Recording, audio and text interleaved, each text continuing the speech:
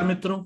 मैं आपका मित्र दीपक तनेजा आप सभी का स्वागत करता हूं आपके सबसे लोकप्रिय चैनल योर कालचक्र में।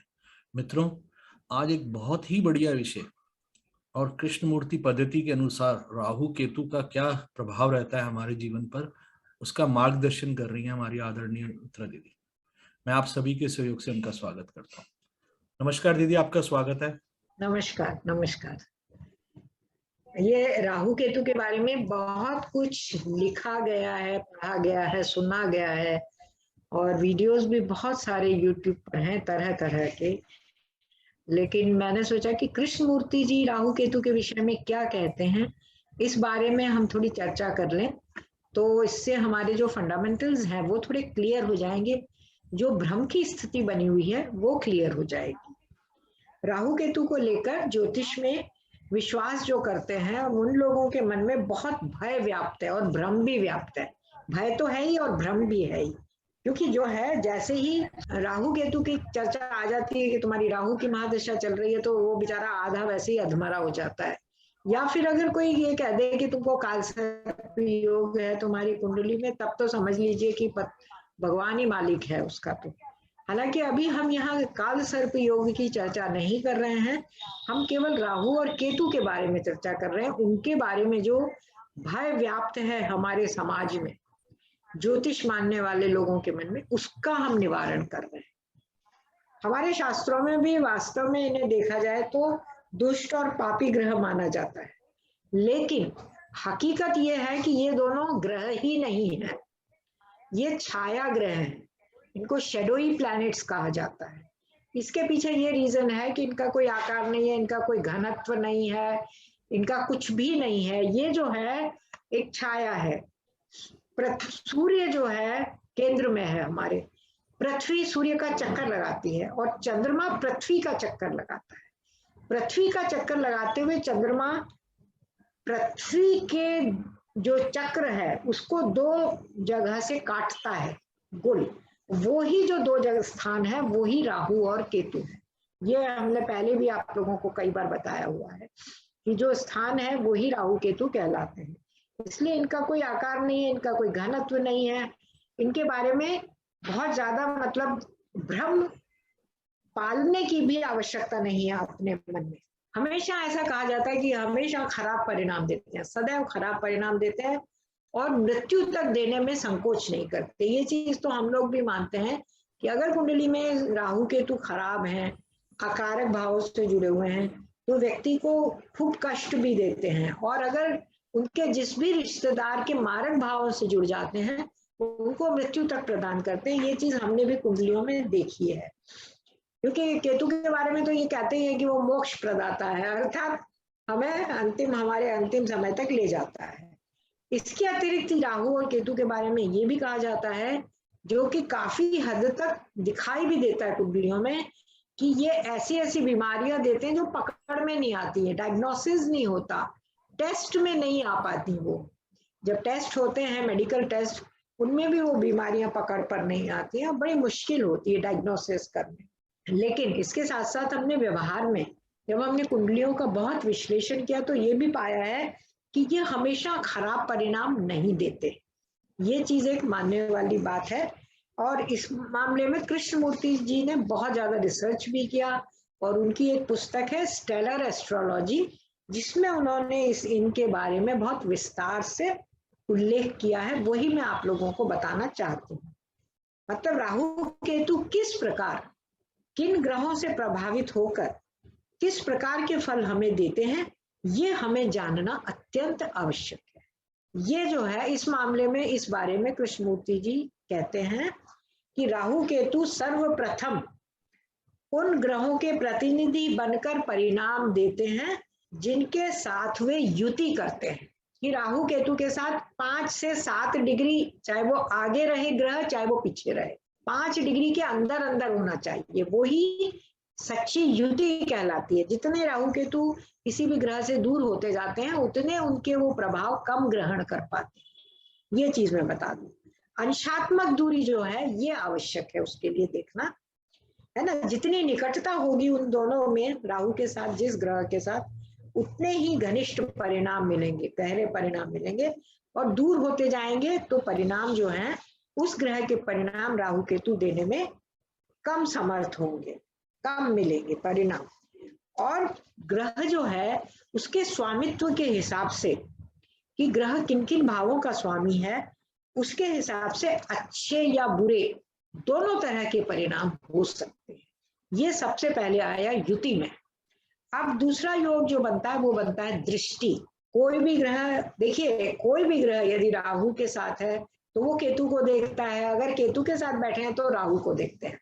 दृष्टियां तो आपस में संबंध होती हैं।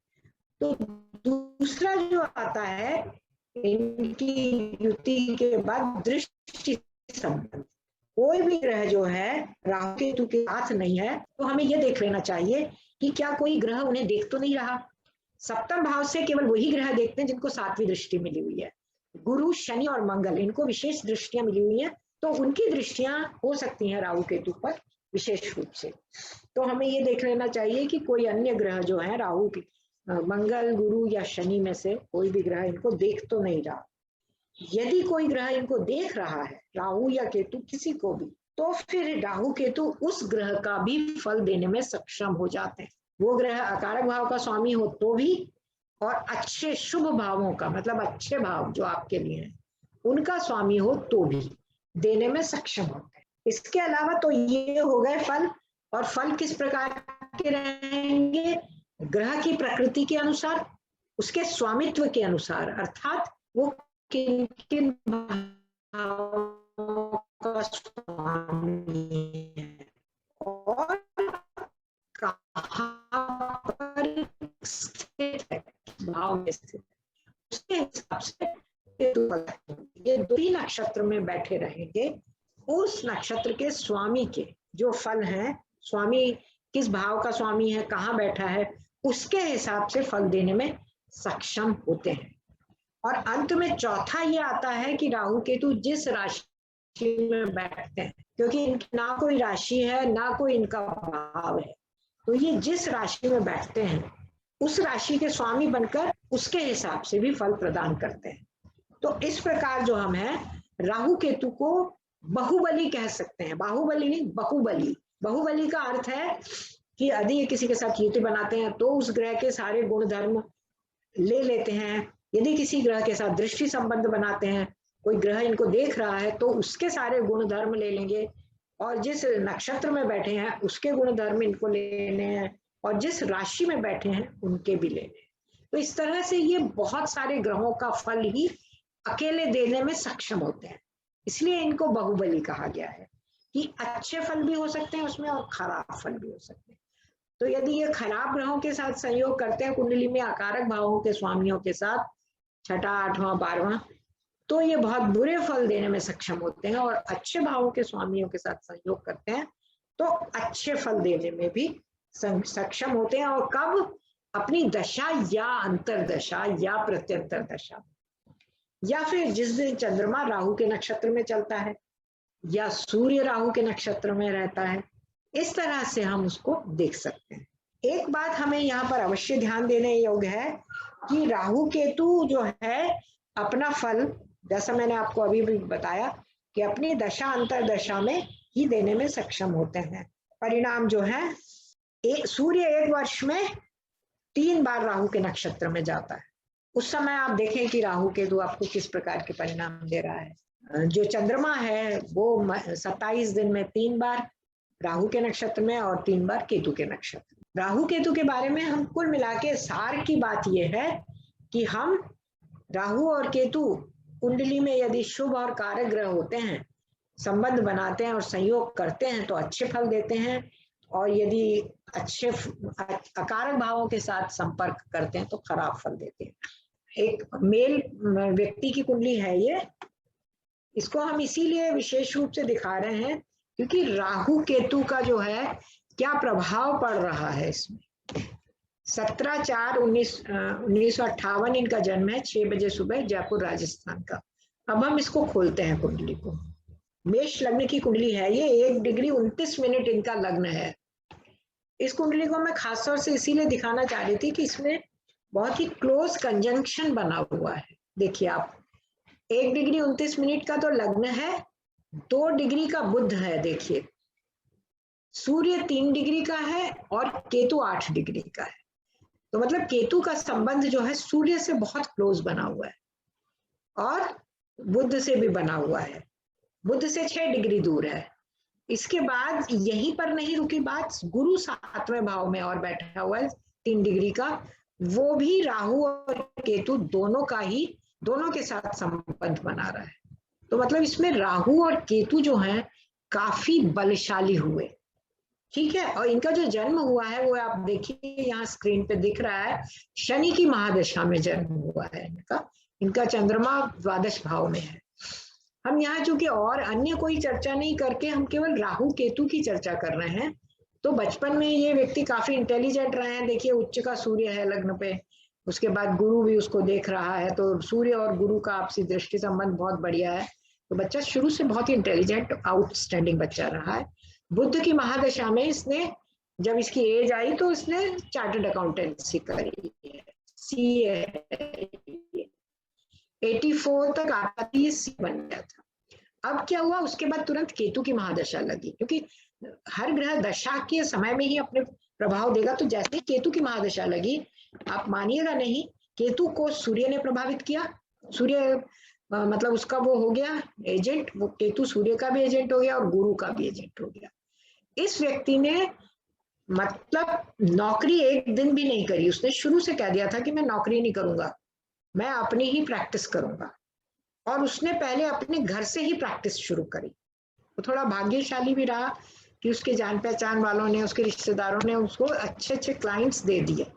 तो शुरू में उसने 1 या 2 साल मुश्किल से हार्डली घर से काम किया, चार्टर्ड अकाउंटेंसी की प्रैक्टिस, और उसके बाद उसने ऑफिस ले लिया। और केतु की महादशा में ही इसकी बहुत ज्यादा 91 तक तो आप समझ लीजिए ये एस्टेब्लिश हो चुका था 6-7 साल के अंदर, क्योंकि केतु ने सभी ग्रहों का जो है, सभी ग्रहों का, इसके अलावा मंगल को आप देखिए, मंगल की दृष्टि भी लग्न पर है, उच्च का मंगल है यहाँ पर। तो इस तरह से जो है राहु केतु ने, जो मैं विशेष रूप से जो कहना चाह रही हूँ कि केतु ने जो है इनके कैरियर को उठाने में बहुत मदद की। और क्योंकि सप्तम भाव से जुड़ा हुआ है, सप्तम भाव जो है हमेशा अपने इंडिपेंडेंट बिजनेस का कारक होता है, नौकरी नहीं देता वो। और ग्रह से कहीं खसके नहीं है, 6ठे भाव में आ जाते तो हम कह सकते हैं कि भाई उसको सर्विस कर लेता। उसने पहले दिन से ही यही कहा कि मुझे सर्विस नहीं करनी, मुझे प्रैक्टिस करनी है। और कुल मिला के उसने प्रैक्टिस ही करी और उसमें वो सफल रहे। आज की डेट में, अब तो उम्र भी काफी हो गई है इनकी, इनके पास कितने चार्टर्ड अकाउंटेंट काम करते हैं, 7-8 चार्टर्ड अकाउंटेंट इनके अंडर में काम करते हैं और एक सफल प्रैक्टिशनर है। शुक्र की महादशा बहुत अच्छी रही इनकी केतु के बाद, 91 से 2001 तक, ये देखिए 2011 तक रही, बहुत बढ़िया रही। 2nd हाउस, 7th हाउस और 11th हाउस, आपको क्या चाहिए, है ना। बहुत एक सक्सेसफुल, अभी भी एकदम सक्सेसफुल है ये। लेकिन मैं ये बता रही हूँ कि राहु और केतु ने, कम से कम केतु की महादशा ने ही इतना दिखा दिया।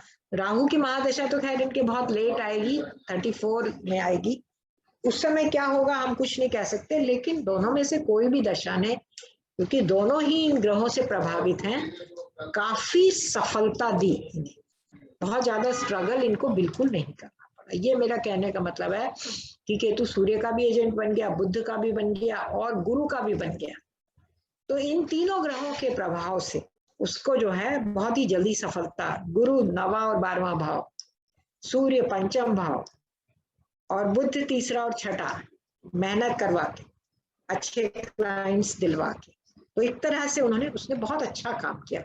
हम ये नहीं कह सकते कि राहु केतु ने बहुत परेशान किया, बहुत सफल रहा ये।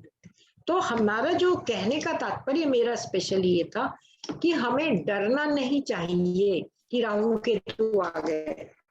अरे कई लोग तो उसको कह सकते हैं ना, देखिए काल सर्प योग है, काल सर्प योग दिख रहा है पूरा, लेकिन उस काल सर्प योग में केतु की महादशा में तो इनकी उन्नति हुई। तो हमें घबराना नहीं चाहिए, सूक्ष्मता से निरीक्षण करना चाहिए कि राहु केतु उनके लिए किन किन भावों से जुड़े हुए हैं, किन किन भावों का फल दे रहे हैं।